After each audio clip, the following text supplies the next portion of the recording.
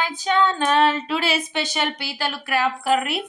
చాలా సింపుల్ ప్రాసెస్లో చేసుకోవచ్చు. ముందుగా పీతల్ని వాడు కట్ చేసి ఇస్తారు కాబట్టి బాగా కడిగేసుకొని బాగా 2 times బాగా కడిగేసుకున్న తర్వాత ఒక బౌల్ తీసుకొని బౌల్లో కొంచెం సాల్ట్ కొంచెం పసుపు వేసుకొని పీతలను అందులో పెట్టేసి పీతలు ఆ వాటర్లో వేసేసి ఒక 10 minutes దాంట్లోనే సోక్ చేసేటట్టు అలా ఉంచేసేయండి. ఏదైనా స్మెల్ ఏదైనా ఉంటే పోతుంది. ఇప్పుడు స్టవ్ ఆన్ చేసి స్టవ్ పైన కడాయి పెట్టేసుకొని 3 spoons ఆయిల్ వేసుకొని ఆవాలు వేసుకోవాలి. ఒక గ్రీన్ చిల్లీ ఒక రెడ్ చిల్లీని ఇలా పీసెస్గా కట్ చేసుకొని వేసుకోవాలి. కరివేపాకు ఇంకా 1 మీడియం సైజ్ 1 ఆనియన్ కూడా చిన్న పీసెస్గా కట్ చేసుకొని వేసుకొని జింజర్ గార్లిక్ పేస్ట్ కూడా వేసేసుకొని అన్నీ బాగా పచ్చివాసన పోయినంత వరకు బాగా ఫ్రై చేసుకోవాలి. ఒక పెద్ద నిమ్మకాయ సైజ్ అంత చింతపండుని ముందుగా నానబెట్టుకోవాలి. నేను ఎన్నంటే 6 పీతలు తీసుకున్నాను.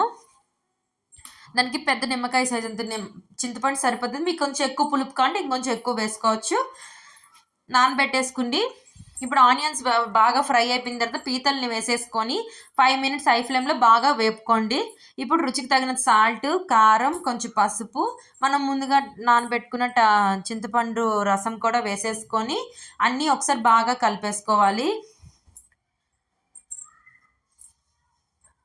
కలిపేసుకొని మూత పెట్టేసి మీడియం ఫ్లేమ్లో ఒక 15 minutes అలానే ఉంచేసేయాలి. మధ్య మధ్యలో కలుపుతూ ఉండండి. 15 minutes మీడియం ఫ్లేమ్లో ఉండాలి. అలా కలుపుతూ ఉండండి. మధ్య మధ్యలో మూత తీసుకొని ఒకసారి టేస్ట్ చూడండి. ఉప్పు కారం ఏదైనా చాలా పోతే వేసుకోవచ్చు. పులుపు కూడా వేసుకోవాలంటే మీకు వేసుకోవచ్చు, మీ ఇష్టం. 15 minutes అయిన తర్వాత చూసారా ఎంత దగ్గరగా అయిపోయిందో. కిందన అంటుతుంది కూడా, మీకు తెలిసిపోతుంది. వాటర్ ఆ చింతపండు రసం అంతా ఇంకిపోతుంది కాబట్టి తెలిసిపోతుంది. అంతే. స్టవ్ ఆఫ్ చేసుకొని సర్వింగ్ బౌల్లో తీసుకొని సర్వ్ చేసుకోండి. చాలా ఎమ్మీగా, చాలా టేస్టీగా, చాలా బాగుంది ఫ్రెండ్స్. మీకు కంపల్సరీగా నచ్చుతుందని అనుకుంటున్నా. Thank you friends. Please subscribe my channel, like my video. Thank you. Thanks for watching.